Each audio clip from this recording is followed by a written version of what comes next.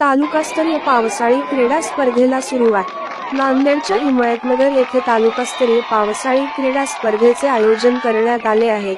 या क्रीडा स्पर्धेचे उद्घाटन गट शिक्षणाधिकारी केशव मेखले यांच्या हस्ते करण्यात आले।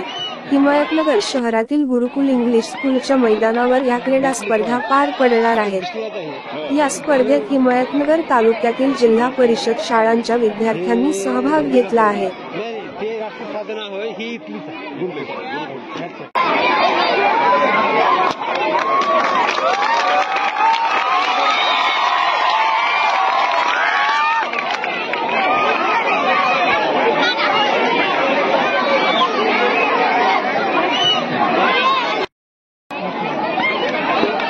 घेतली पण आता दिसलाच आहे।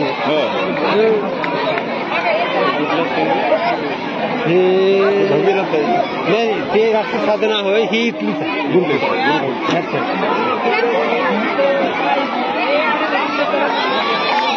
खडकी ह्याच्या कोणता रोड आहे ब्रह्मगाव रोड हो।